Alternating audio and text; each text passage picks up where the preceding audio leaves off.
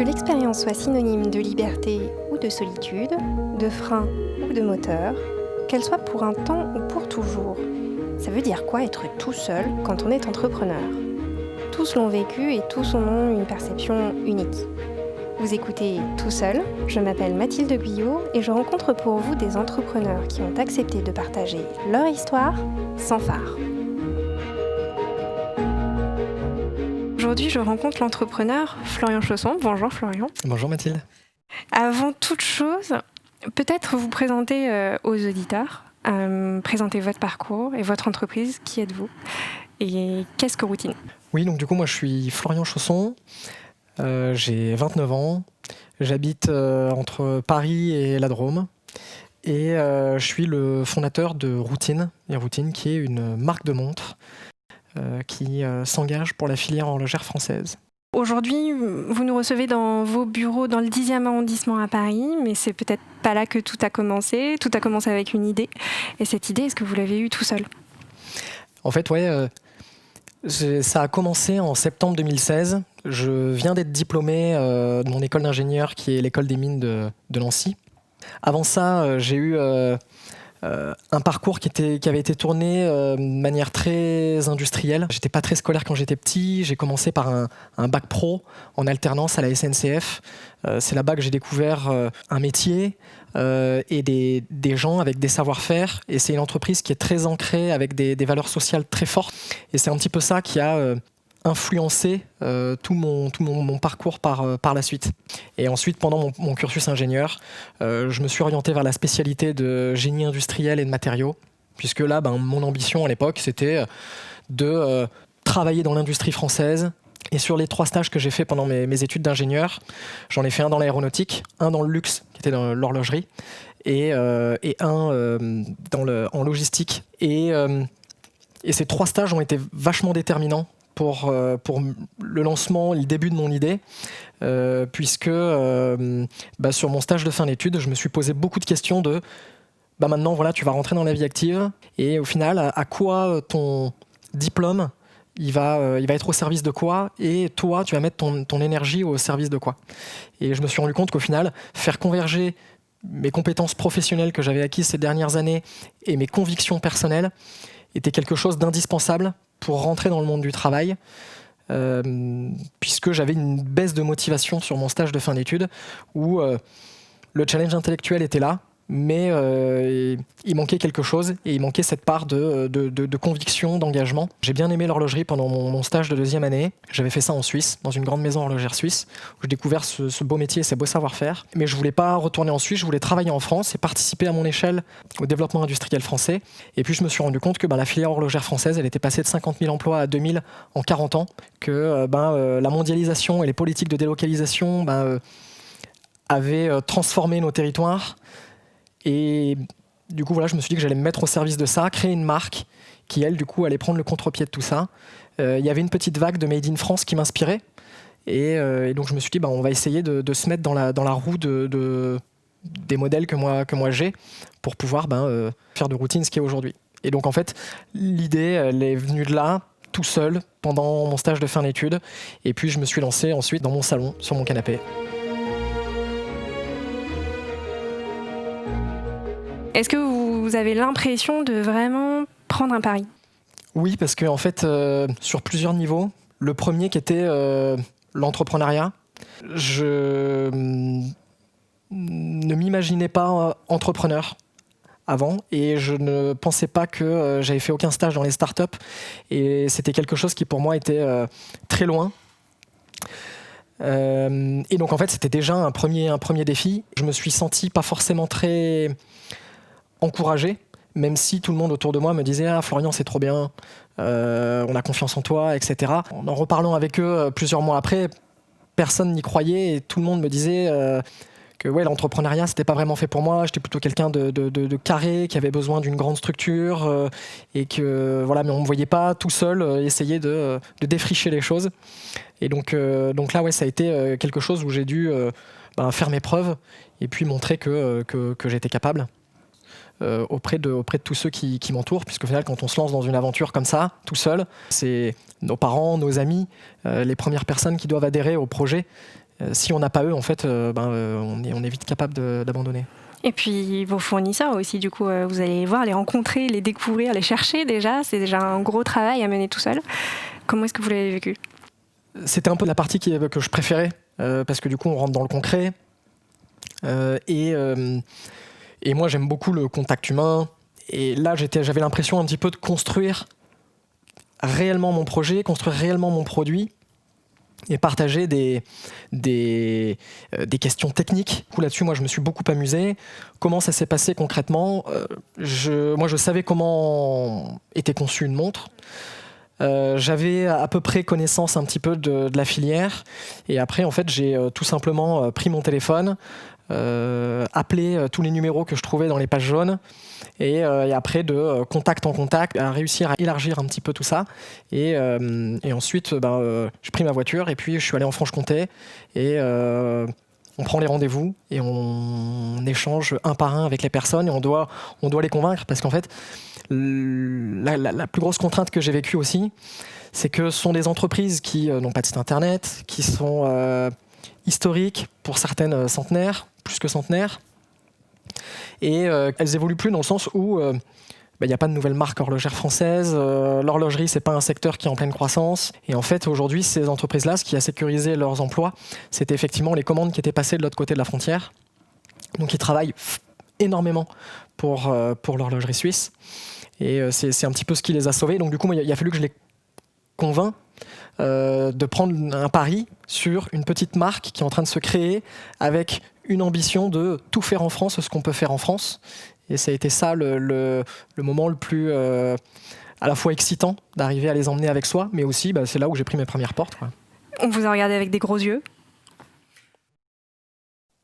On m'a regardé... j'ai eu un peu de tout, mais il y avait des gens qui m'ont ouvert grand leurs portes en me disant ouais, je trouve ton discours cohérent. Ça fait longtemps qu'on n'a pas eu des petits jeunes comme toi qui veulent s'engager et qui ont l'air de porter un discours vrai. Et puis après, il y en a eu d'autres où c'était trop compliqué pour rentrer dans leur process. Ils ont leurs clients historiques qui tournent, ils n'ont pas envie d'agrandir leur atelier, ils n'ont pas envie de se lancer dans un nouveau projet, ils n'ont pas envie de s'ajouter des contraintes comme ils les ont déjà. Il y a vraiment eu deux états d'esprit. Ceux qui sont allés derrière moi à 100% et qui m'ont dit Florian, on te soutient, qui m'ont accompagné, qui m'ont aidé dans la phase de prototypage, qui m'ont fait confiance, et puis ceux qui rapidement j'ai senti qu'il n'y avait pas beaucoup d'investissement. Et donc en fait j'ai pas cherché à perdre trop d'énergie avec eux, et puis je me suis dit je vais plutôt passer du temps avec ceux qui ont envie de m'accompagner dans l'aventure. Donc 2016, 2017, vous commencez, c'est un peu les débuts de routine, vous construisez ce que ça va devenir un petit peu plus tard. Vous avez l'idée, vous êtes allé voir vos fournisseurs, vous les avez trouvés. Est-ce que à ce moment-là, vous dites je veux m'entourer et donc je vais rejoindre des pépinières, des incubateurs, etc. Comment est-ce que ça se passe cette partie-là ? En fait, ça s'est passé comme je me lance dans l'entrepreneuriat et je ne sais pas ce qu'est l'entrepreneuriat.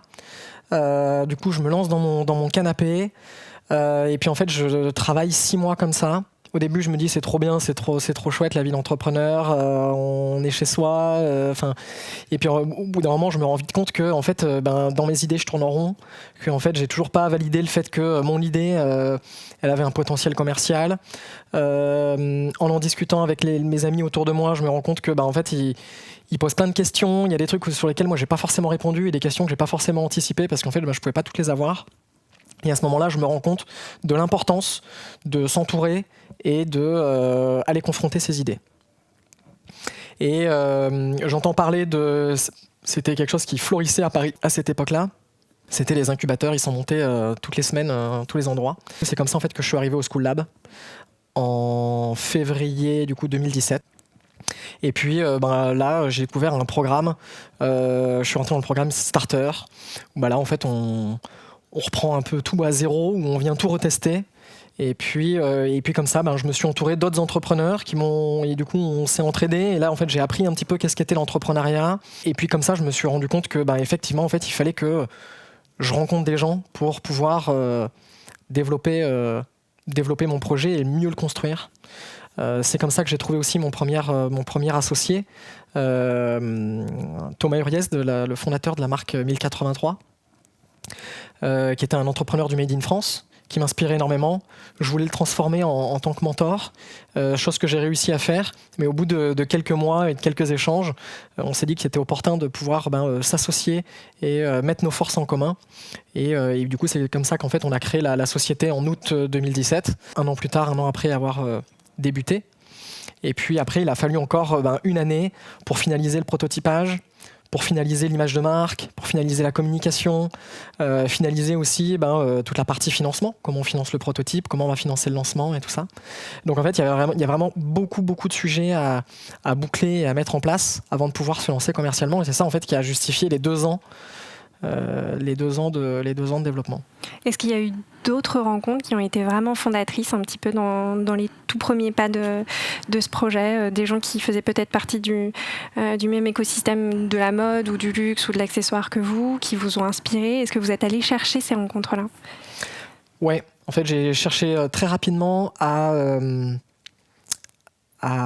rencontrer l'écosystème du Made in France, d'un point de vue extérieur qui avait l'air dynamique et assez soudé. Et c'est exactement ça que j'ai trouvé quand j'ai cherché à rencontrer les gens de l'écosystème. Et donc du coup, c'était sur des produits complètement différents. En fait, moi, je côtoyais l'horlogerie côté fabrication déjà.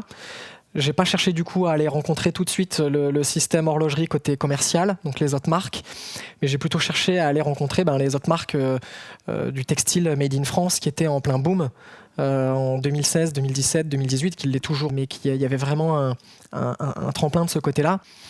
Il y a eu aussi une rencontre hyper importante que j'ai eue aussi avec Yves Gégaud, le président fondateur de la certification Origine France Garantie. Où là j'ai eu une chance énorme de le rencontrer, de l'interpeller sur le salon du Made in France en novembre 2017, où je lui présente le projet. Et là on a un échange où il me dit écoute Florian, je suis né à Besançon, pour moi l'horlogerie c'est quelque chose de très, très important. Je rêve de certifier une marque horlogère Origine France Garantie, s'il n'y en avait pas. Il a dit mais du coup... les marques aujourd'hui, elles sont pas certifiables parce qu'elles font pas suffisamment en France. Mais du coup, toi, ton projet, il montre tout l'inverse, parce que du coup, il montre une fabrication ultra française. Donc du coup, ton projet, il nous plaît. Envoie-nous ton projet. Tous les ans, on élit une start-up de l'année.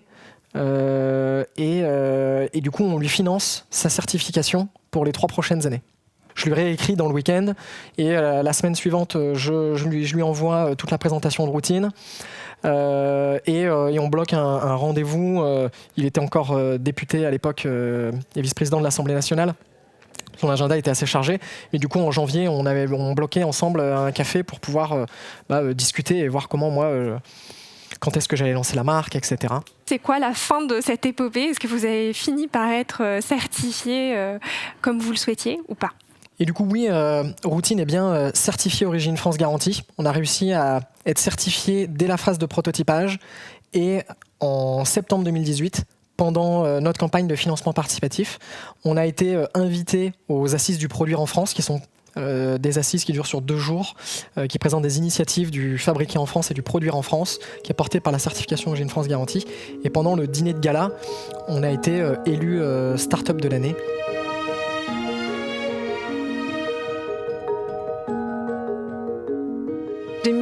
C'est un peu le lancement de la marque. Vous lancez la marque Routine sur la plateforme digitale de financement participatif Ulule.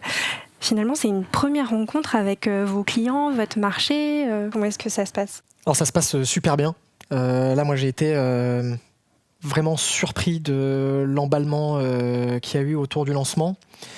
Par contre, c'était un moment hyper stressant pour moi parce qu'en fait, tout au long de la construction de mon projet entrepreneurial, dans les 2 incubateurs que j'ai intégrés, School Lab et Make Sense, j'ai eu à chaque fois la même remarque qui était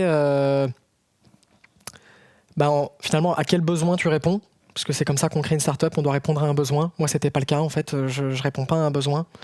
Et donc en fait pour moi c'était un gros risque finalement ce lancement, puisque c'était de venir tout simplement tester mon marché. Donc c'est aussi pour ça que j'ai fait du financement participatif. Ça permettait de limiter la prise de risque au niveau financier, puisque en fait c'était les gens qui précommandaient leurs montres qui allaient financer la production qui allait arriver par la suite. Donc les montres n'étaient pas fabriquées, on avait juste des protos, des photos, quelques vidéos et la promesse de nos engagements et de notre démarche. Et donc au final quand j'ai vu que 3 jours avant le lancement, on avait déjà une trentaine de parutions. On a eu des messages de partout en France. Et puis des gens qui passent à l'acte d'achat, alors qu'il y avait 4 mois de délai de livraison. Qu'effectivement, on disait que la montre n'allait pas encore fabriquée. Et je ne pensais pas qu'il y avait autant de gens qui allaient prendre le risque de nous accompagner dans l'aventure, quoi. Donc à ce moment-là, vous réalisez finalement que ça y est, Routine existe. Je réalise que Routine existe. Ça fait. On est un peu entre le stress et la joie. On ne sait pas comment fêter ça. Et puis je me rends compte que il y a des gens qui attendaient ça depuis des années. Et j'ai reçu des messages de gens qui disaient à travers les valeurs et la démarche que vous mettez en place, moi j'ai pas porté de montre. Ça fait 10 ans que je porte plus de montre. Et en fait, je suis fier d'en reporter une pour vous aujourd'hui. Et donc là, on se dit qu'effectivement, on est dans le droit chemin et qu'on fait les choses bien. Et qu'il y a des gens encore qui ont envie encore de consommer comme ça. Et donc effectivement, je me rends compte que au final, j'ai mon marché, que Routine, c'est pas seulement une belle idée ou un kiff que je m'étais fait 2 ans avant en me disant je vais me lancer dans l'entrepreneuriat, je vais créer ma marque de montre. Et donc du coup, je me dis que au final, on va pouvoir redévelopper la filière, la revaloriser et remettre en avant les hommes et les femmes qui, derrière eux, fabriquent ces beaux produits. Du coup, vous avez plein de prévente sur les bras, c'est super nouvelle. Suit la première production. Exactement. Est-ce que vous gérez ça tout seul ? Est-ce que tout s'est passé comme vous l'avez imaginé ? Du coup, je décide de gérer la production tout seul. Ça ne s'est pas passé comme voulu pour plusieurs facteurs. Le premier, effectivement, c'est le nombre de ventes qu'on a fait. J'avais planifié en amont une production entre 100 et 300 montres. Notre objectif de prévente, il était de 100 montres. Et au final, en 5 semaines, on a atteint 600 préventes. Donc 600% de notre objectif. Et donc en fait, il faut revoir tout le planning, les quantités de matières premières commandées auprès des fournisseurs, les fenêtres de production. Et dans mon processus, je fais quand même intervenir 15 ateliers. Et donc, du coup, ces 15 ateliers à réorganiser sur, on va fabriquer ça de temps à temps. L'autre, il va recevoir la pièce de temps à temps. Et donc, du coup, il y a tout en cascade, tout réorganisé pour 15 ateliers. Et donc, du coup, je vous laisse imaginer la quantité de travail que ça fait et le chamboulement que ça fait chez tout le monde, puisqu'ils n'ont pas que moi comme client, ils en ont d'autres. Et donc, en fait, là, on est passé d'une fenêtre de production qui était planifiée sur 3 mois à une fenêtre de production sur 5 mois. Du coup, je préviens mes clients que finalement, ils n'auront pas leur montre pour Noël, mais qu'ils auront leur montre entre fin janvier et début avril. Du coup, la première production se met en place. Donc on fabrique entre octobre, novembre, décembre, et puis du coup janvier. Début janvier, on est à 3 semaines des premières livraisons. Et là, j'apprends 2 très mauvaises nouvelles, coup sur coup, la même semaine.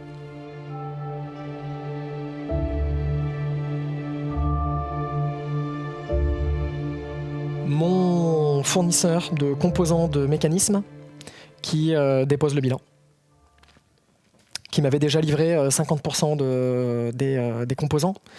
Et je découvre que sur les composants qui ont été livrés, la majeure partie était pas du tout du standard et de la qualité qu'on avait planifié ensemble pendant la phase de prototypage.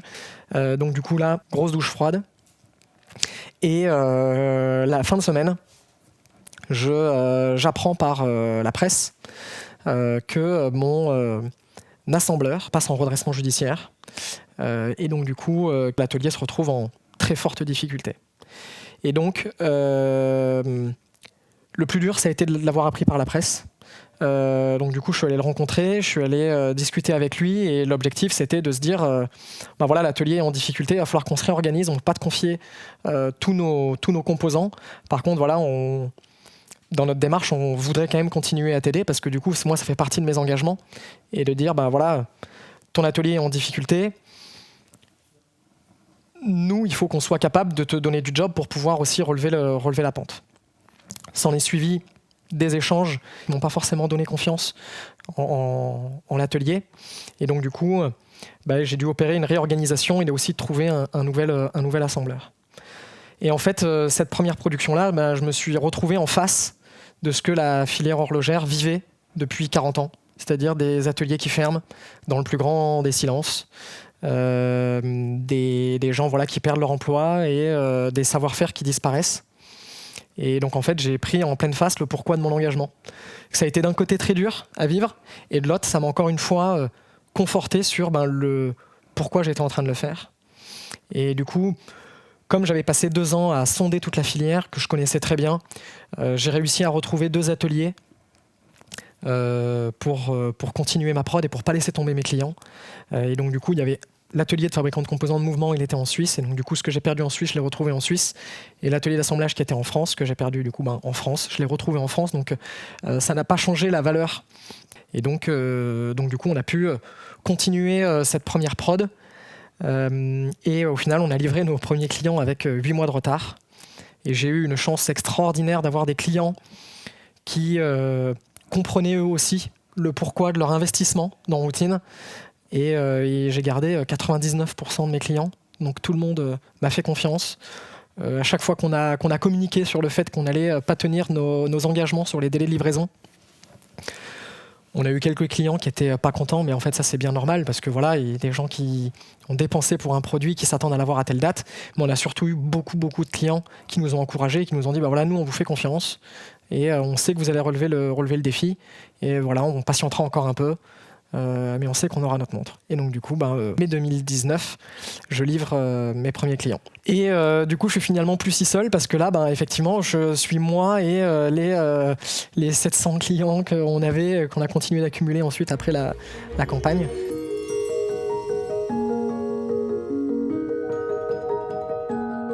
On est fin juin 2020.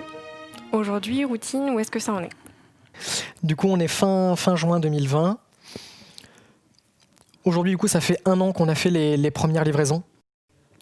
On a dépassé les 1000 montres vendues en décembre 2019. Donc ça, c'est aussi un cap auquel on est très fiers, où on a du coup financé 3 emplois temps plein dans la filière. On continue sur cette lancée. On est principalement vendu sur notre site internet routine.fr. On a fait aussi, là, depuis Noël, depuis novembre, on travaille avec un réseau de boutiques, des concept stores, des bijouteries. On a aussi relocalisé tout un tas de composants sur lesquels on est les premiers à les avoir relocalisés grâce à nos clients. On est les premiers à avoir relocalisé la fabrication des cadrans en France. On a relocalisé la fabrication des fermoirs. Et donc du coup, on a aussi sorti un nouveau modèle, une nouvelle finition en février dernier, qui fait intervenir un nouveau savoir-faire, le soleillage.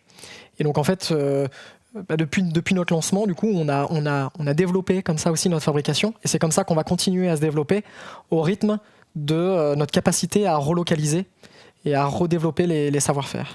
Chaque jour, sa petite victoire, en fait. Exactement. Qu'est-ce que vous avez appris de cette aventure d'entrepreneur qui continue son cours aujourd'hui ? Qu'est-ce que vous avez envie de retenir ?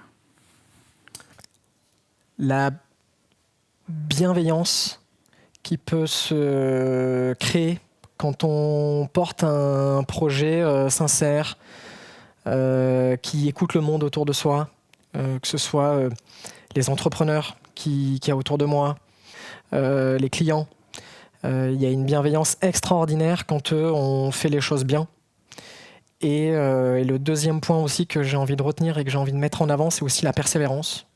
Parce que, comme je le dis, je porte un projet industriel, pas juste un projet commercial et marketing. Et Et donc du coup, il faut aussi arriver à s'accrocher et à se battre parce que en fait, je fais face tous les jours à des problèmes qui sont beaucoup plus forts que moi, beaucoup plus... que j'aurais même pas imaginé en fait au début en me lançant. Et si on s'arrête au fait que c'est trop compliqué, en fait on finit par pas faire grand chose. Mais si on s'attache et on s'accorde à se dire que c'est possible, on finit toujours par trouver un chemin à y arriver, quoi.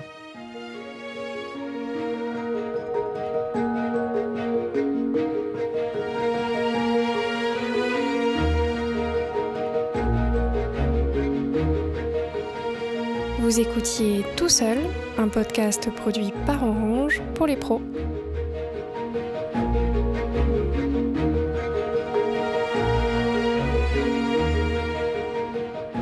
Si vous avez aimé ce podcast, partagez-le, mettez-lui des étoiles et abonnez-vous pour être informé de la sortie du prochain épisode.